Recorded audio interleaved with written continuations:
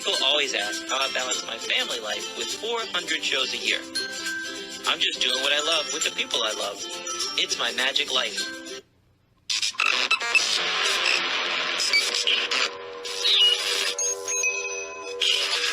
I like Wes Iseli. I like everything about him. All right. This week we have a marine biologist. Guys, we don't always do magic. We get people from all walks of life, and we did a show. It was a torturous show. It was outside. I don't know, 110, 150 degrees. What was it, 210? It was hot. It was And one of the best things about my line of work is I get to meet people from all walks of life. And this lady came up to me, and she started talking about dolphins and have you ever been to Cancun? I'm like, you're talking my language, lady. Yes, we love Cancun. We go every year. I work with dolphins. I want to know more. She complimented me on my animals that I had in the show. We were talking about that. We were just getting along so well. Yeah. And I'm like, I want to know more about you. So we exchanged information. We've kept in touch. And everybody, it's Heather Spence. How are you? I'm great. I'm so excited to be talking with you.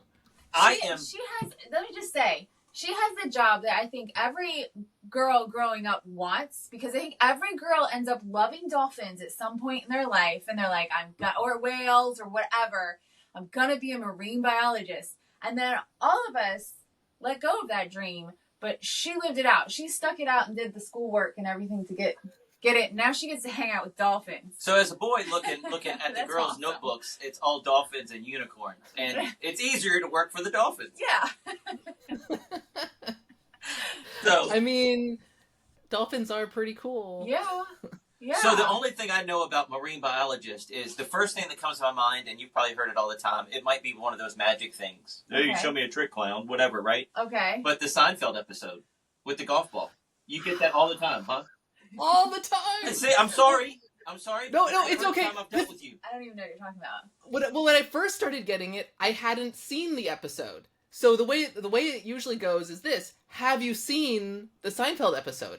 And so I'd be like, no. And then they would tell me the Seinfeld episode. But then the next person would say, have you seen the episode? And I'd be like, no. And then they tell me the episode. It's like, so eventually I had to see the episode so they could be like, actually, yes, I have seen this. But I knew everything that happened in it by the time I actually saw it. Well, I was making balloon animals at restaurants, and Wedding Crashers came out. And one of the guys went up to somebody and said, make me a motorcycle clown. Yeah. So that's what everybody said at every restaurant gig where I was make me a motorcycle clown. They weren't being mean. They were just reciting that thing from the movie they saw. So, yeah. Trying to relate. Kramer hit golf balls to the ocean, and it ended up in a blowhole and a beached whale. And the guy pretended he was a marine biologist. And they were like, it's a beached whale. Somebody help. Is there a marine biologist? And this guy had been telling his girl he was a marine biologist to get credit, like to be cool. So now he has to save this whale, but he doesn't know what the hell he's doing. And it was just craziness. Yeah. So, yeah, I have sorry. yet to have a situation where there's like, is there a marine biologist in the house? Like, I'm waiting for that moment. All right, so, yeah, but you're so much more than that. I went on your website and just combed through. How do you do it all? How you have 20 jobs.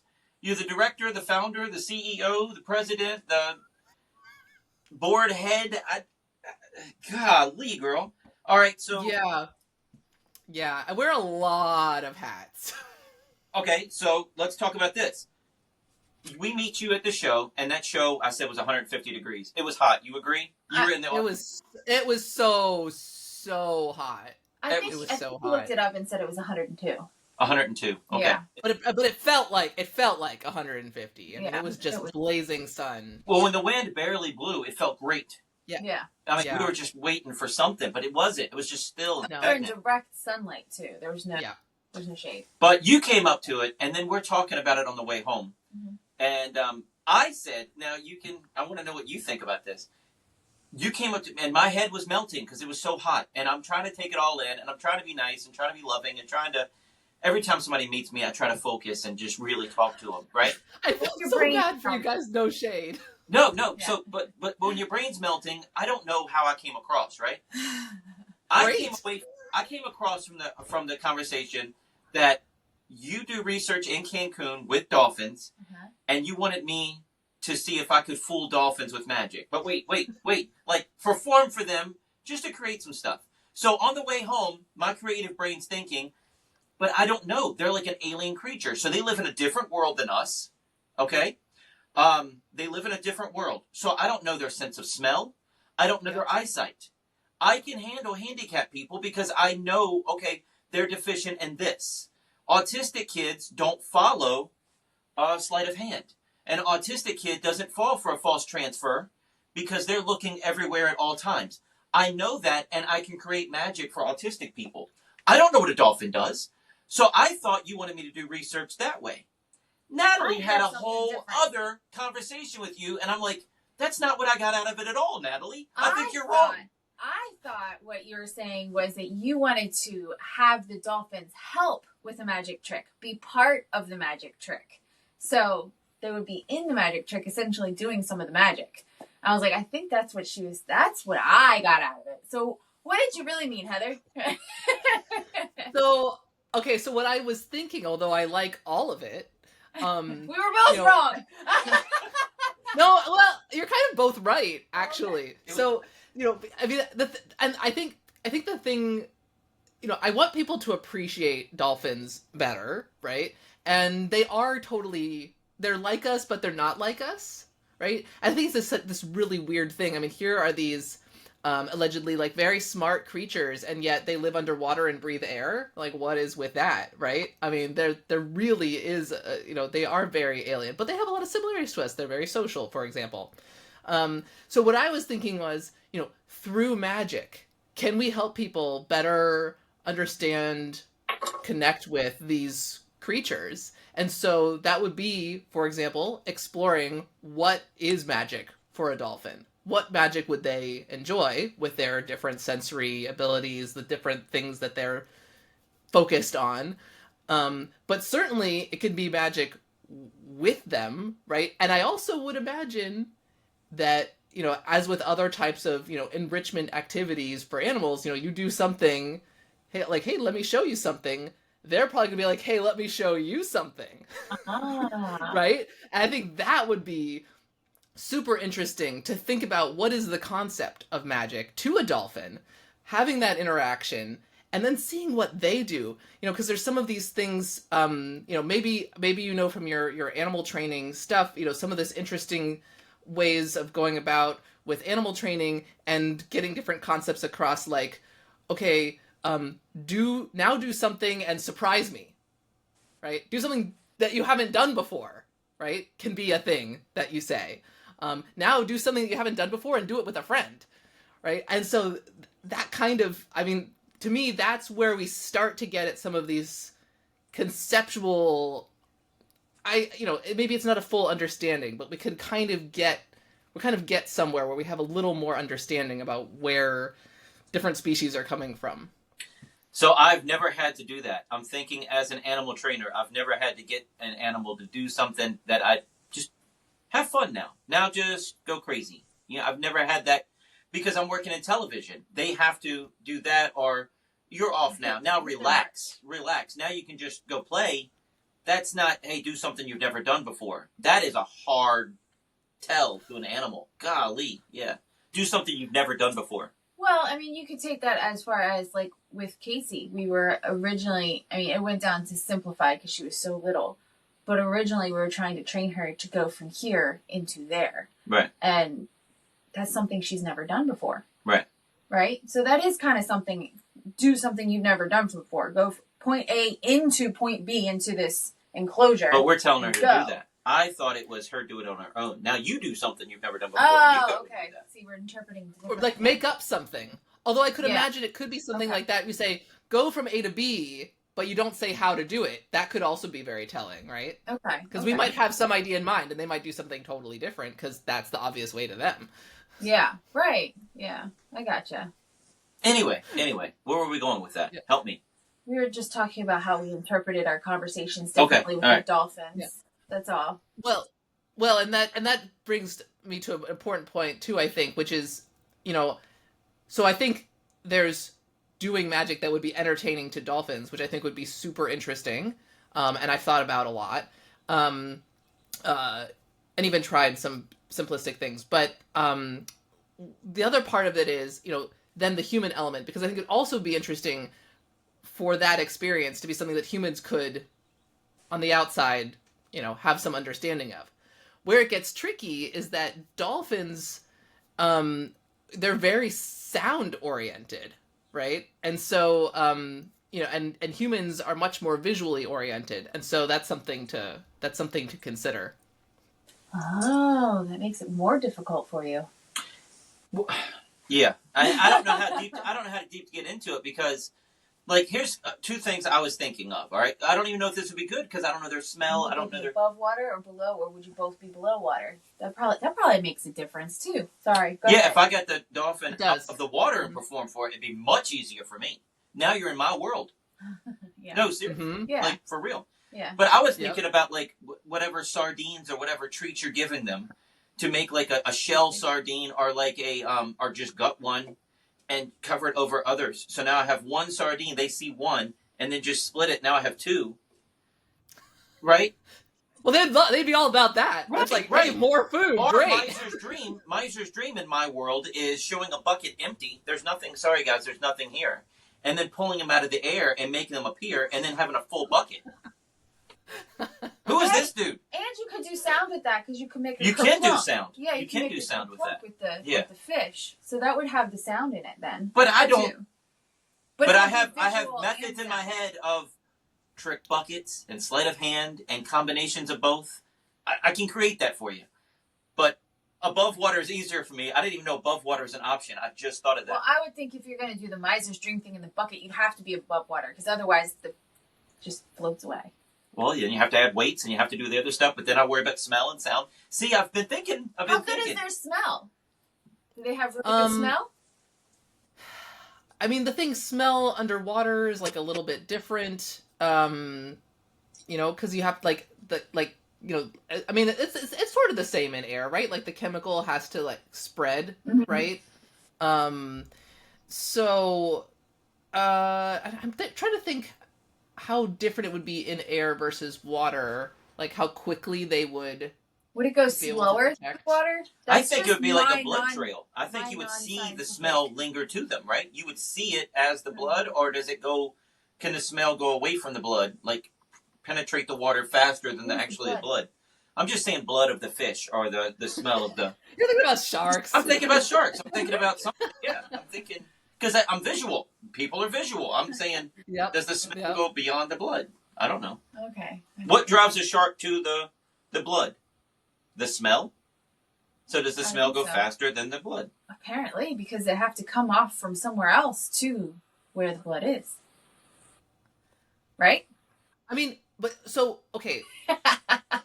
But there's also the element of like, okay, so and this maybe some aspects of this could even be informative from a research perspective, because there's our sensory abilities, and then there's also like which senses kind of are we most paying attention to, right? And I feel like, and I from my limited like I'm a fan knowledge of magic, seems like that's something that's exploited sometimes. It's like, we know that you're seeing and hearing this and whatever. Maybe not smelling and tasting it, but maybe, right? But we know that your brain is going to be focusing on this. Okay. And so that kind of thing might also be at play. And there's also kind of what they would naturally be inclined to be paying attention to. I would put my money on sound. But then there's also like how much have these animals interacted with humans before? What are they used to? What cues have they found to be informative? And if they are, for example, visual cues, because they do go by, for example, visual cues in air, then maybe they would be paying attention to the visual. Or if there is something like a scent thing or a something else thing, a touch thing. I mean, dolphins are also kind of a lot about touch. Yeah. We'll try and keep this You're good. No, you're good. You're good. family friendly, but Yeah. are all about the touch. Okay. So is the sound? But that's a human thing. We like. I mean, Yeah. you get somebody trapped in a house. You're going the other way with touch, and I know where you're going with that because my little research, I know. But I mean, people. I'm a hugger. I love to hug people. I would rather hug you than shake your hand. That's just me.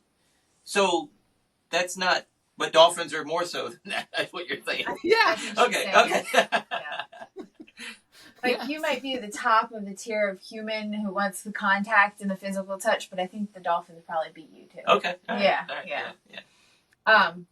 But so are you saying, I was trying to catch on one thing that you were talking about, they use sound more underwater, it's more useful to them underwater than above water or out of water? Well, I mean, they're kind of adapted to sound underwater. Okay. Right? Yeah. But they can do some stuff with sound above water. It's been a while since I was reading that research, but there is actual research on, their hearing in air, their hearing in water, and how that But it's works. better They in do- water.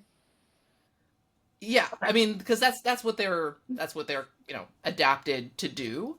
But they can produce sounds in air, and they can hear sounds in air. Okay. It's just a little bit different.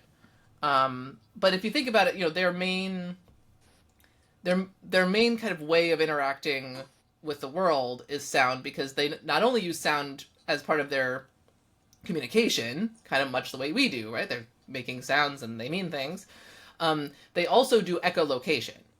So they're producing sound with the that then bounces off things in the environment, comes back to them as an echo that has been changed from what they put out, and then they can know all these amazing things about the objects in their environment. And so they're using sound spatially and for communication. So this is very sound is very central to how they're experiencing the world.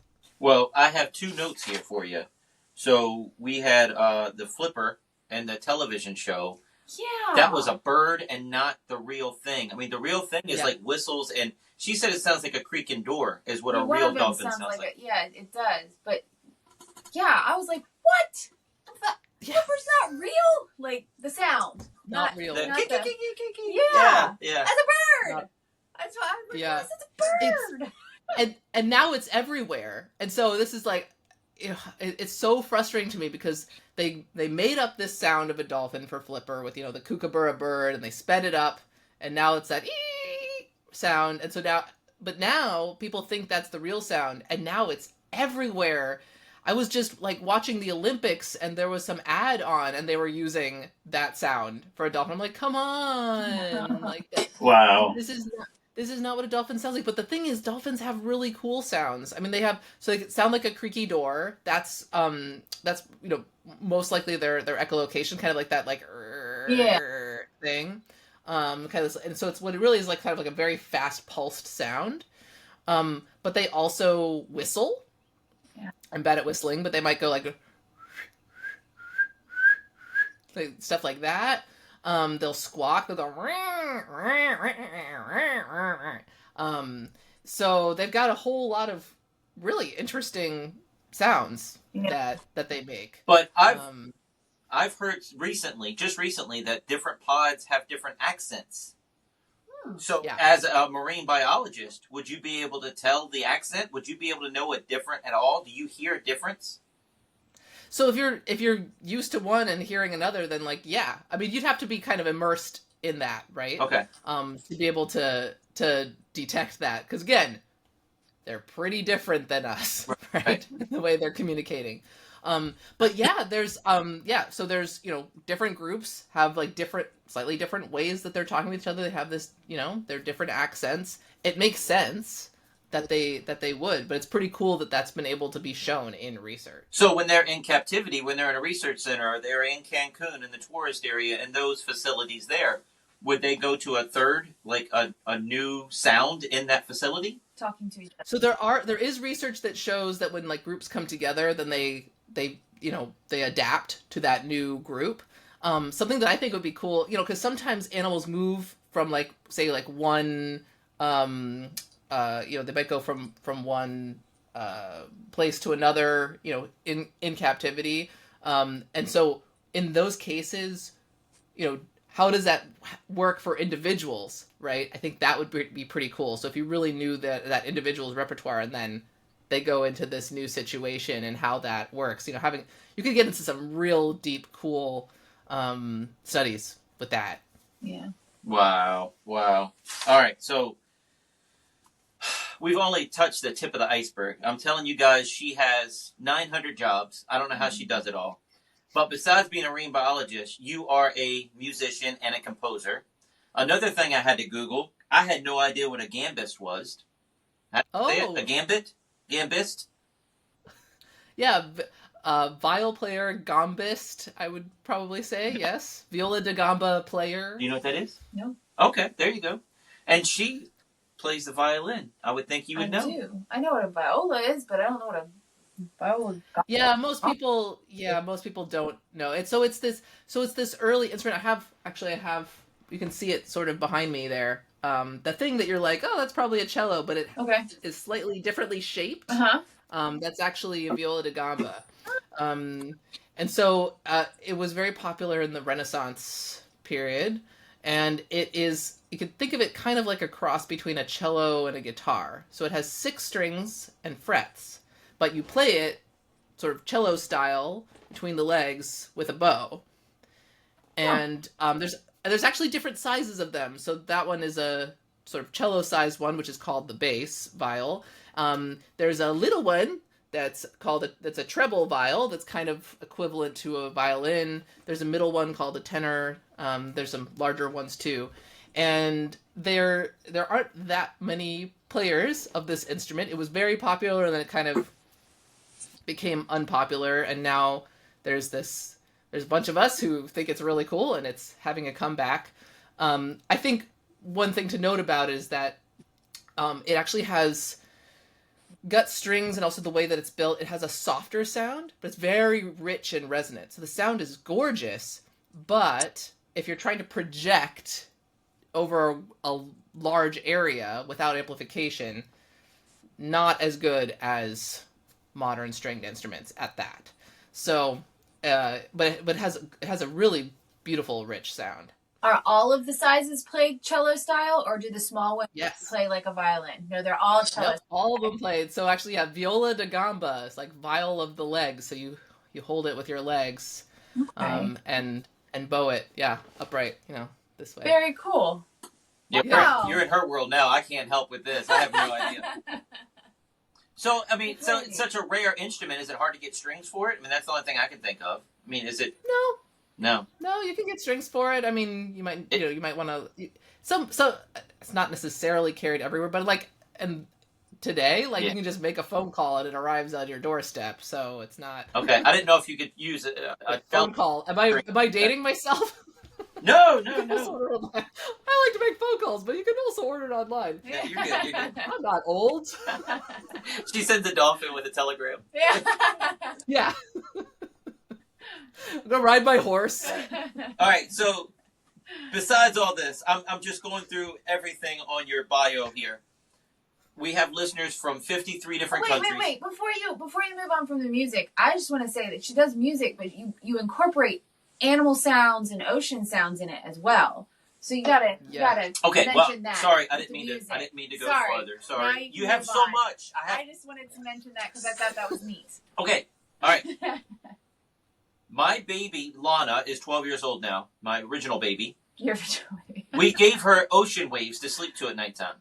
And I always imagined as a father it'd be hilarious if she goes on her first date and they're holding hands at the beach and she just passes out. Because as a dad, I was wondering where that was going. It's like messing up long walks on the beach, right? It just puts her out. So she'll be studying to be a marine biologist and she'll fall asleep in class. Right. So doing her field work. Yeah, right. So now my boys, they have to have ocean waves. It's just a thing. My daughter, she had it on her iPad. Her iPad broke, and she's like, "Mom, I can't sleep without waves. I cannot sleep without waves." Yeah. So now my boys listen to waves. We slept in the RV the other night because we had to work 5 hours south. Ocean waves had to be on in the RV. Just drowns out any other noises that might wake them up and keep them. Yeah. You got to be careful though. YouTube does have ocean waves that are white noise. And then they have people that say it's ocean waves, and they literally took a camcorder out to the beach or audio tape recorder to the beach. And I tried to sleep to that when I was taking a nap, drowning out my babies in the basement. Uh-oh.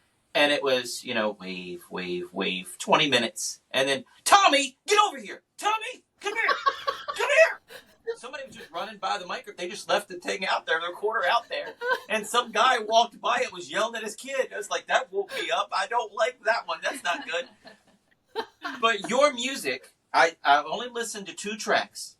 But To put you to sleep? yes, but listen, not in a bad way. It's Not in a bad way. soothing. I hear ocean waves. You hear the birds.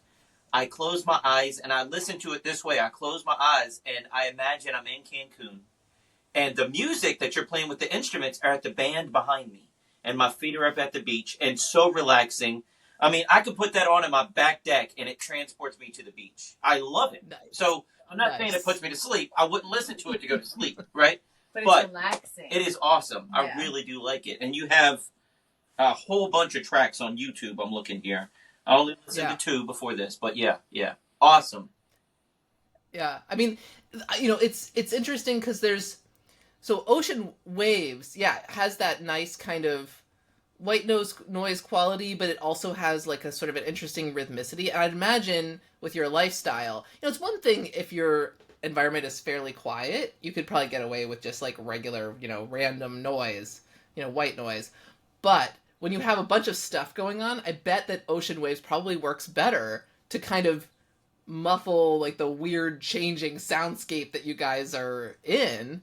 Probably takes some doing. I'm really interested in kind of, so I'm interested in creating music with sounds, with underwater sounds, and exploring the above water sounds of the waves, but then you have the underwater sounds of other things like shrimp, which also create almost like a static kind of noise. And I've heard some people say that they like to take naps to snapping shrimp recordings, and we have reef recordings that you can listen to also on YouTube. I'm not sure if I have them linked on my YouTube, but if you go to Ocean World of Sound on YouTube, there's some long tracks of, if you want to take a nap to some coral reef sounds, you can give that a try and let us know how that goes. I will say, I think we have that marked, but some of the things that we have as examples, a boat passes through, so that might be less soothing. But some of the ones there's no boat, so you might enjoy that. Where was I going with that? But that's one of my interests with music too, is how do we harmonize noise so that it becomes, so we're not feeling the noise as stress, but we're feeling it as like, oh, okay, like this is a pleasing soundscape that we're listening to. And I actually have a track. So on my album that I released last year, I have a track where I'm harmonizing the underwater noise of a boat motor. But in air, I've also done some stuff with like the sound of a generator, and how to harmonize that so that it feels calming. I was actually at an artist residency. That's a talent. We have Yeah. a generator, and I hate that sound. Yeah. Oh, I'll send you the recording. Really, it works. So this particular recording came about. I was at an artist residency. It was actually really cool. It was an artist residency. They have this one session that's science and art merged at the Jurassic Resident Artist Program in California, and I was working with this. So we were working on our own stuff, but we also sometimes collaborated. So I was working with this artist, Javiera Tejerina, and she was doing this really, meditative, floaty, reflective sculpture that was going to be shown in an old barn. And there needed to be lights, but there was no electricity. And so, we were talking about what to do to have that, to have that meditative experience, because to power the lights, there was this, generator right there. So it's kind of not giving the mood. So I came up with this sort of soundscape to kind of work with the generator instead of against it. And I think it works pretty darn well. It works with the generator. I've actually found it can work on noisy plane rides. I'll sometimes put that on, or if there's something outside that's bothering me. I find that can kind of ease things a little bit. When I plug mine into the house, I turn this track on and it'll muffle it out? It will harmonize with it. Wow. I can't wait. So it's because if you drown out the sound, that's not going to work because it's already loud. Right. So it has to kind of work with it. So give it a try. I can't wait. I can't wait. I love my generator, but that sound, I have great hearing, but I also have audio processing problems. So if I have a child yelling, I had a kid, I'll never forget it. I had a kid one day in my show just start yelling at me during the show, just like having a conversation with me, and I couldn't get out of it. I was hearing it, and I couldn't turn him off. And he was saying, I saw that trick in Scooby-Doo. And I'm thinking in my head, the trick I'm doing now, I invented. I know he didn't see this. I like Scooby-Doo. What trick is he doing? I can't turn it off. But also, when my kid is in the back seat, think about us in a small car, in Natalie's car, my wife's car. And we just have Lana, and she's in the back seat yelling, Dad, Dad, Dad. I start turning the radio up because I know I can't hear the radio. I don't hear her yelling, right? So when I go to talk to my wife, I have to roll the windows up and turn the radio down to talk to her. I can't hear two things at once. Interesting. It's annoying. So I have great hearing. It is annoying. But it's annoying. I agree. Yeah, it's annoying. Yeah. But you have like different hearing. I have different. Yeah. So I had allergies and I had a clicking in my ear. So I went to an audiologist and I love Superman. She said I have Superman hearing. I can hear a pin drop from a mile away. But that's also the problem, right?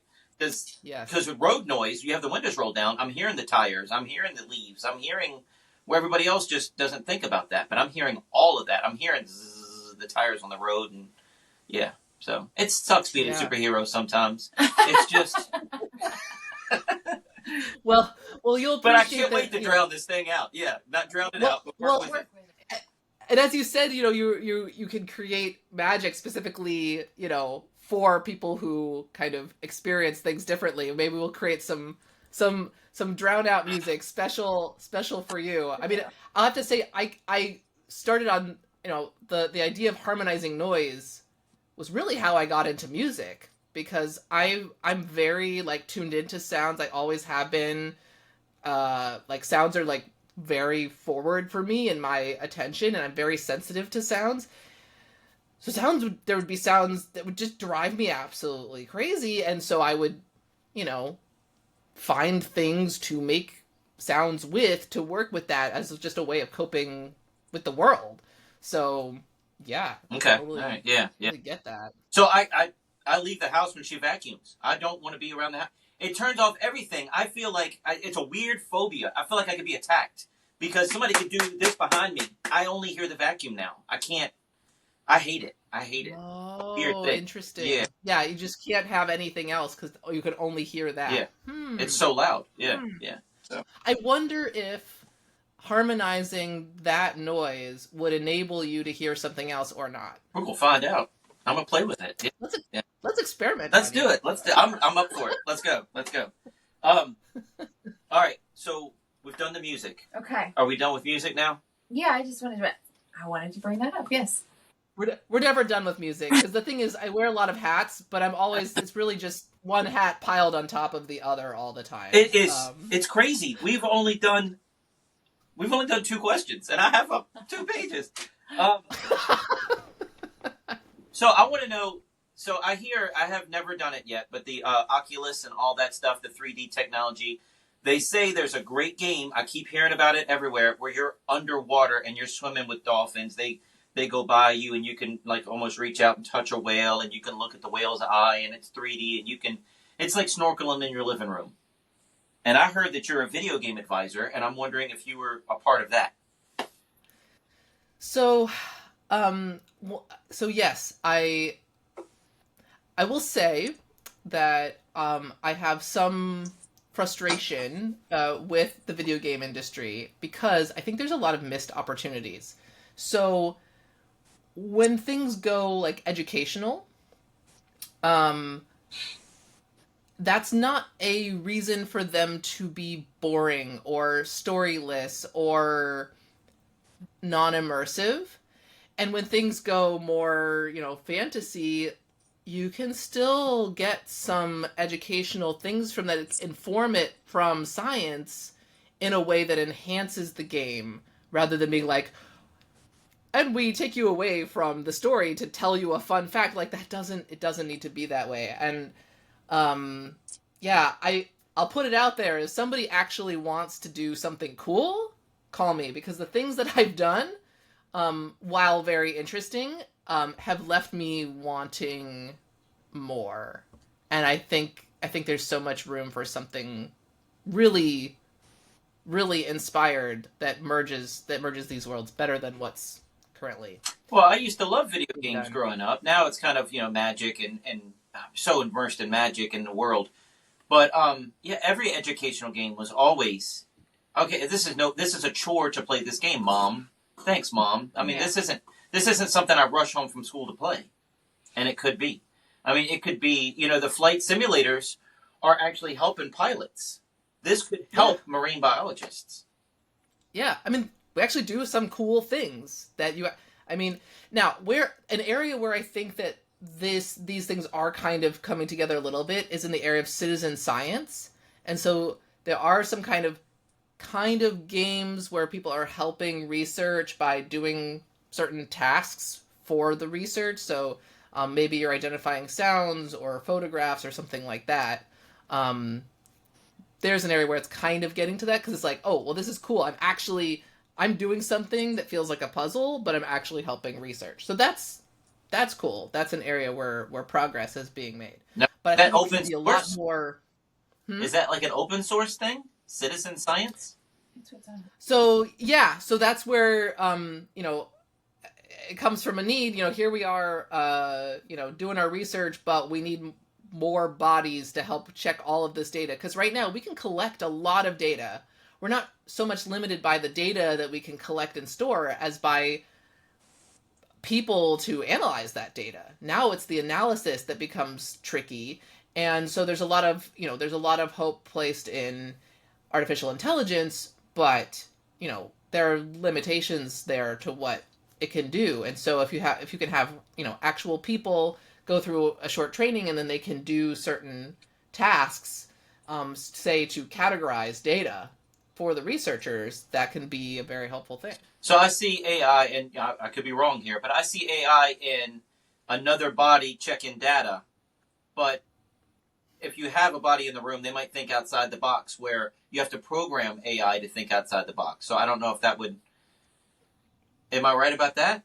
So that would... Yeah, I mean, AI is kind of AI is still limited by human, right? Like what we code it, what we tell it to do. On it. Yeah, okay. Right.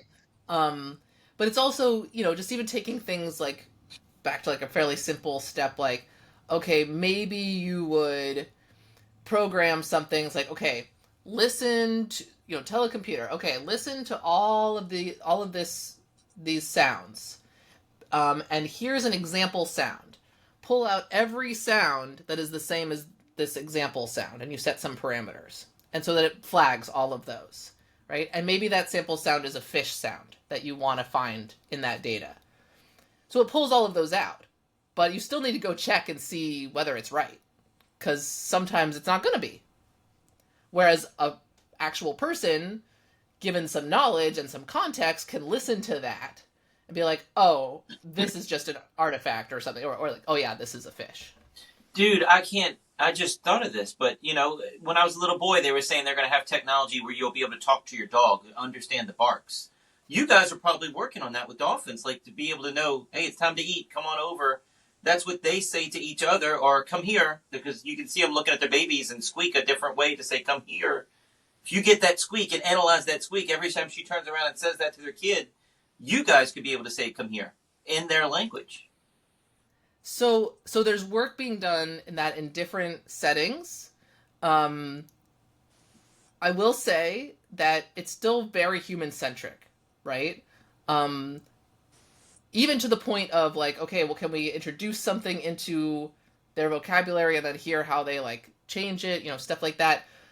I think we're learning things and it's all really cool, and I'm glad that we're doing it, but I also want to put the caveat that like I think we are pretty far away from really understanding dolphin language because we are still doing it mainly in 2 dimensions and in these ways that are not, we're not really thinking like dolphins yet. Well, humans have, and 80% of what we say is in body language? I mean, is there research on body language with that? I mean, I'm sure there is, but... There is, yeah. So the body language, we're actually, I think, we kind of get it a little bit with the body language. I think it's in the complexity of the way that they use sounds. Wow. And the directionality of the sounds and those sorts of things that we're not probably getting it yet. Because it sounds like their form of communication with sound is way more complicated than ours. I mean, I think so. I think there would be people who would say it's less complicated because, there's still this idea that there's this hierarchy, right? Like animals and humans are the smartest, and then we say like, oh, well, these other animals, like they have this communication, but it's not language because only humans have language. And we're finally starting to get away from that. It's dumb because we kind of defined language as human, and then if you say nobody else has it, well, it's just because we made all the things that we said had to be language human things. This happened before with tool usage. It was like, only humans use tools. And then it was like, only humans make tools. And it was like, only humans make tools to make other tools. And it's like, oh, come on. At a certain point, it just breaks down. Because you're like, yeah, you're just really grasping at nothing here. So it's kind of the same things happening with language.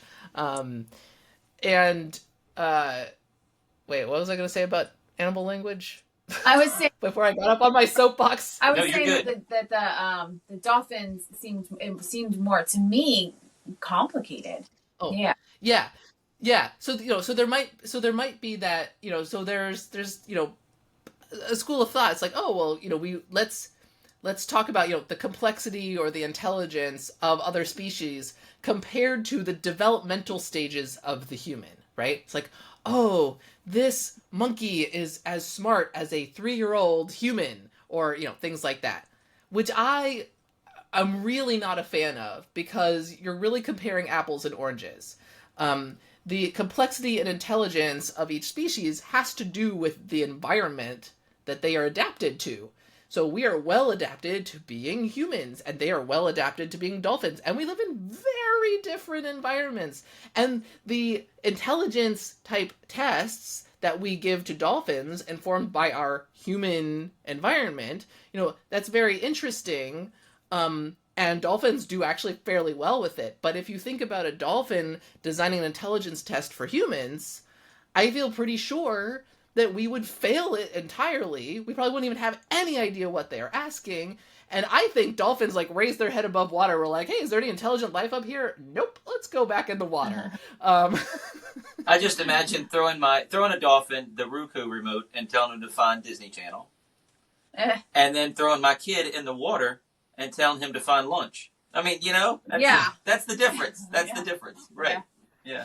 Yeah. Totally different. Yeah, because dolphins do all these elaborate things with bubbles and all kinds of crazy things. We have no idea about that. Wow. That's maybe planned. Who knows? Golly. Girl, we've almost went an hour. We have 16 minutes left, and I'm on question number 3. We can go to your website, heatherspence.net, and learn all about her and all of her jobs. Renewable Energy Water Power Advisor, Ocean Memory Project, co-leader, Ocean World of Sound founder, Michelle's Earth Foundation director, International Research and Outreach Director in Mexico, visiting scholar in Cornell University. Golly!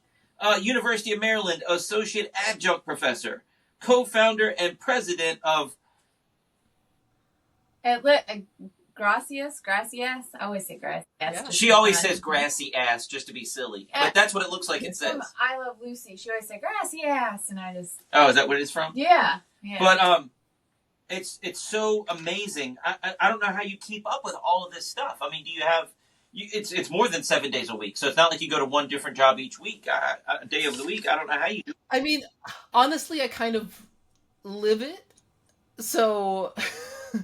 I do have to do, some things I do, it's like, okay, need to do certain types of work, gotta pay the bills, right? But one of the things that I think frustrated, my teachers and academia as I went through an incredible amount of school, is that I got a lot of input that I needed to focus on just one thing, that I was never going to make it doing multiple things. And it was like, focus, focus, focus, narrow, narrow, narrow. But I was, you could say, stubborn. I've been called stubborn. I prefer the word persistent. And what I have found is that it is possible to do a whole lot of things if you integrate them together. And so that's basically what I'm doing. And so I'm not saying, okay, I'm going to just go over here, I'm going to do some marine biology research, and I'm going to turn that off, go over here, write a symphony, turn that off, go over here, do some admin. It's all interconnected. It's all, to me, I see like the interweavings and the synergies and all of that. And so to me, like marine biology and music are just like completely working together. And so I'll listen to something, jam with it. It gives me an idea for the science, and then the science is informing how I'm working with the sounds. And also, in terms of, I'm not doing this all myself, right? So working with teams of people who think in all different kinds of ways, who live in different countries and speak different languages and have been trained in different disciplines and have different life experiences, and we're all coming at these, what we're basically doing is problem solving in creative, integrative ways. And so all of it fits into that. And all of it fits into, like, I think we live in this amazing world, and I would like to do things to help other people better connect with the alien underwater, environment, and how do we, help work with the environment. Here we are, these humans, I don't see us as actors on nature. I see us as part of nature. How do we make that experience better for everyone? So it all goes into me caring about that. And the rest are just kind of the tool sets to use and the hats that I wear. Usually multiple hats at a time. It's amazing. It's amazing. We have the Planet Earth DVD set, and, Natalie's watching that, and different animals, you see them and they follow them along, and you see them get picked off. It's nature. And Natalie's like, turn it off. She couldn't handle it. I was boo-hooing. I was like, no. But doing the marine biology research and all the stuff you've seen, I mean, you've probably seen animals you're following and researching get picked off or something happen like that. It's just... Gets me too. Yeah, not fun. So, something else I had. So we talk about Cancun, and we love Cancun, and we bonded over Cancun with you, and you do research down there. Natalie, before we went on the air, she was asking, do you ever do any research? Because you do spiny lobster research. Do you ever do anything? We didn't see anything on your website about the turtles. We go down in September, so we always see the baby tortugas, and we got to help, kind of. We watched them. But it's the ocean. It's so beautiful, so amazing. It's a magical thing to witness. It's beautiful. And they're so cute. We don't want to know how many make it. We know the answer. We don't want to know how many make it. But it's so adorable. Got to the ocean. Yeah. Do you do anything with the little turtles or big turtles or anything like that? Just kind of curious. I mean, I have done some stuff. I mean, a lot of it with it is really, conservation work at this point, right? Because you know, with all the development on the beaches, and then sometimes there's like, having to move nests and all of that kind of thing. It's good to see that there's a lot of emphasis being placed on helping to make sure that these turtles can continue to live and have their complex life cycle that takes them back. Here they are, they're living in the water, but they come lay their eggs on land. And then they, these very not, pretty helpless little baby turtles that are so cute and are gonna be food for so many things. That's why they have so many babies. In the hopes that few of them will make it. Yeah, I mean, it would be great to do more. I haven't done much with sound and turtles, which would be very interesting. But I do know some researchers who are working on the turtle stuff, and it's really important, and it just kind of highlights the changes that are happening with development, and the things that are really important to think about, like how do the baby turtles find their way back to the ocean? Well, they're using, for example, some light cues. And so if you have a super bright light, Hotel. at your hotel, right, you can confuse the turtles about where to go. And so that gets back to that sensory awareness of different creatures, keeping that in mind. So it's not just about like, hey, let's, not, run over these turtle eggs, but it's, or eat them. But also that sensory awareness, like there's some simple things that can be done that can help the natural dynamic of things. And so, let's go for that low-hanging fruit, right? Mm-hmm. Like, just think, dealing with light pollution on the beach just during certain periods. Right. Simple, it's relatively simple stuff. We were down Even there. just changing the wavelengths of light. We were down there on Mexican Independence Day, and they had a big celebration going on outside, and they had the buffet or the fancy dinner brought to our table and at the resort. And they said, oh, they're letting the tortugas out if you want to go down there. And they just told a few people. So I'm taking my little girl. The boys weren't born yet. We went down there and released them. It was great. It was awesome. Magical. Wow, what a great night. We videotaped it. Magical. We get back up. We're eating. I feel something against my foot. One of the turtles went towards all the light at the parties. So then you're rushing it back. Dude, good luck. Yeah. So it was like, how many went back that way? Because, I mean, it was lit up for a party. I mean, they had all the dancers on stage dancing in the hotels. And, yeah. So it's like, tag on it. You could just... And the thing is, sometimes people are like, oh, well, we need to stop doing that. We don't have to stop the party. Right. We can just shade the lights of the party. Because so, in terms of... So I'm actually quite interested in light pollution as well as noise pollution. There are two forms of what I call, the intangible pollution, right? You can't hold it in your hand. You can't stuff it in a bag.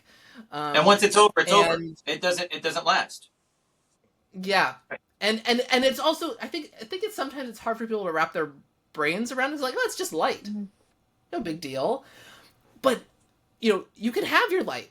Just have it at the right intensity, focused on just the areas where you need it, right?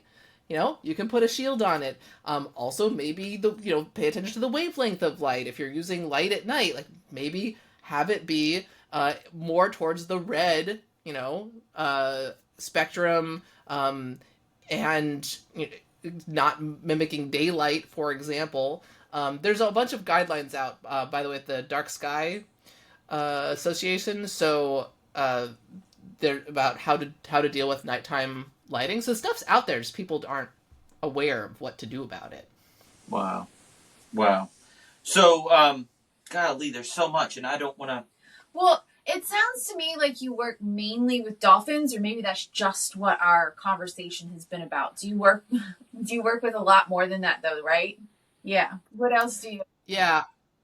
So I'm doing a lot of focus on the Mesoamerican reef. So coral reef, basically coral reef soundscapes. Okay. Is a big part of what I'm working on these days. So, keeping them healthy, how can listening to the reefs help us better protect them, and connect with them? So that's a big part. And so it's everything in the reef. A lot of the sounds come from fish and snapping shrimp, also boat motors. Yeah. So I have two questions for you. One, and I believe everything I see on TikTok, not really, but I believe this, and I want to know it stuck with me, so I'm believing it, I guess. So I want to ask you, in the movie Finding Nemo, Finding Nemo, Dory, whatever those movies are, Finding Nemo. There was a turtle that was riding the current, but he talked like a surfer dude. Oh, yeah. And they said if turtles could talk, he would sound like a surfer dude, because turtles eat some kind of kale or reef or whatever it is underwater that actually makes them high. So they would sound like a surfer dude. It actually has something. You've never heard anything like this? Okay. Let's move on. I mean, it's probably true. Okay. All right. I mean, mentioned I would something say that most crazy things you hear about underwater creatures are like, that's probably right. Well, that sounds about right. Animals eat fermented food. They get drunk. They get whatever. So why not? But they said the turtle. I once saw a squirrel eating a mushroom and like frothing at the mouth. I mean, Oh my. Yeah. Okay. you don't even have to get exotic and see some of that. Yeah. So I keep seeing stuff. TikTok again. I keep seeing stuff about animals getting washed up on shore. Is that noise pollution? Is that light pollution? Is that sonar with everything that the government has underwater? What is that? So, I would say, I can't say, all strandings are because of Right. X, because we don't know that. There is research that shows that some strandings do seem to be related to noise events that happened. And so that could be, correlating, the timing of when it happened and where it happened, kind of the autopsy reports about what was going on with them.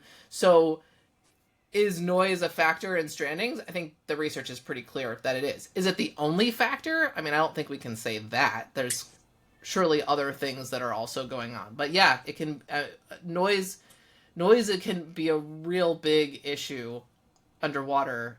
Sound travels actually better in water than it does in air. What? And yeah. Well, if you think about sound is a pressure wave. And so it's what's moving is the pressure, that like area of denseness that's vibrating. And so if the molecules of whatever medium you're dealing with are closer together, are more dense, that wave's going to move faster. So water are more dense than air, and so the sound actually travels quite fast. So would it be? I don't even know how to ask this because you said you don't know. But I'm thinking like it's submarines with sonar. Is it that, or boats on the water, or a combination, or we just don't know? There, some of it has been correlated with testing of different sounds. Okay. So sonar testing. What the things to look for are is the noise source in the range of hearing of the animal, first of all, right? So are they able to, and then how loud is it for them, and what kind of things would that cause for them? So when we're thinking about the impacts of noise, say on marine mammals, they can't cover their ears. Generally, exactly. I actually have a cartoon about that. Wow. I'm just not I mean, you never thought of that before. Right. And the thing is, we have kind of two categories of what that means, of that impact. So noise can actually have a physically damaging effect on an individual. Like we know that with humans, right? Very loud sounds can actually damage our hearing or actually affect us in other ways in our body. Just because it's a pressure wave and we mostly think about listening is through our ears, think about that. It's also a vibration, right? We can experience it as vibrations, other things. Okay. So you have the, something very intense could have a direct physical impact on a human or on a dolphin, a whale. The other then the other category is more like, it's slightly harder to get a grip on, what causes behavioral change. And so maybe there's a noise and, then, what is the impact of that noise? Well, you think about it for us. Okay, maybe there's a noise. Maybe it's not physically damaging my hearing, for example, but maybe I find it so annoying that I leave. And maybe I'm leaving an area. Okay, if it were me, maybe I'm leaving a restaurant, so then I don't get to have dinner, right? The same thing could happen, say, with a dolphin, right? Okay, I want to be here, but don't like that noise. I'm out of here. And there are the other types of behavioral changes too. It could be going towards it. So there's that angle too. So it's kind of these two different categories of stuff that. Oh, it could be going towards it. I never thought of that. It could be on the land that they're chasing. So there's actually a funny example where there are these pingers. There are these things that make sort of like an alarm sound so that say a dolphin wouldn't get stuck in a fishing net. Oh. You can see where this is going. They've put this identifiable noise source on the thing that collects the fish. What do you think the dolphins are doing? They're going fishing. They're eating. Yeah. Yeah. So you know. Yeah. Wow. So there's that dynamic, and there's also an element of like curiosity, like what is that? So, there's some really interesting dynamics you get into with noise sources underwater. So you said that, including. Go ahead. I was gonna say, including, maybe the noise isn't directly damaging, but it might be covering up something that you need to hear, like the mating call of your soulmate, and then you never connect, and then it's so sad, and then you don't have babies, and then that affects the population. Oh, wow. Yeah, that can have a major effect. What were you going to say? I was just going to ask, you said that the sounds underwater move quicker. Do they move further as well? Can they go out further? Or yes. Okay. Yes. And there's Longer even distances. Yeah. Yeah, and it depends. So it depends a lot on the environment. So different places in the ocean, the sounds will get absorbed or travel farther. There's actually this channel. If you want to go down a rabbit hole, you can Google the SOFAR channel. So it's this deep. It's really more of. It's not so much a channel. Sounds like a tube. It's more of like a plane, a thick. Anyway, but it's this area. Deep in the ocean where sounds could travel really, really long distances. They kind of almost get sort of like stuck in this area, and they can go a really far distance. Oh, wow. Yeah. Okay. Huh. Cool. Girl. But if you think about it, like, you know, in our built environment, you know, you might have, say, like areas in your house where you can hear the front door or you can't, you know, or maybe there's like a place where there's like a funny echo thing going on, and you're like, wait, it sounds like the sound's coming over here, but it's really over there, you know, that kind of thing. Those sorts of things. There's different layers in the water that reflect sound differently, different temperature, salinity layers, and so there's that complexity in the underwater environment. Okay. Cool. I think we're going to have to get you back eventually. If you had fun and you want to come back, because I totally want to talk about the water, renewable energy with water, and all your other research. And I don't even know. I couldn't even pick a spiny lobster. Spicy. Spicy. It's my handwriting. A spiny lobster. I don't know the difference in a spiny lobster and a regular lobster. I mean, there's so much. I love you. Thank you for doing this. Yeah, this is You fun. are a wealth of knowledge, and I'm like, golly, it's already past an hour, and I had to go through all of your job titles real fast because I knew we'd never get to it all. Yeah. This has been amazing. Thank you so much. Yeah. This is Dolphins. All right, one more thing. We've already went over time. Dolphins. How the heck do you do research on dolphins dreaming and sleeping? Yeah, Oh. dreams. Yeah. We're going to go over Yeah. today, folks. So- Everybody listening, we're going over because I just thought of another question. I want to know about dolphins' hands because they have hands underneath those little fins. What if you saved one of these for the Patreon? Okay. Yes, ma'am. Go ahead. Answer the other question. Then we'll save that. Dreaming and sleeping. Pick one for Patreon and then answer the other one on the podcast. Okay. All right. So, gosh, they're both good. Okay. I think the hand one is quicker, and then we'll save the dreaming and go into a whole thing. Okay. Which is pretty cool. So then, like, really tantalizing, the stuff about like the sleep and dreaming. There's some crazy stuff that you probably don't know about dolphins, and it'll blow your mind. Patreon only. It'll blow your mind. Yeah. So you did good, girl. Good job. so the thing about the hands, it's interesting because, so they've got that structure, right? But they can't really, like, they got no thumbs. They're kind of short and flappy, right?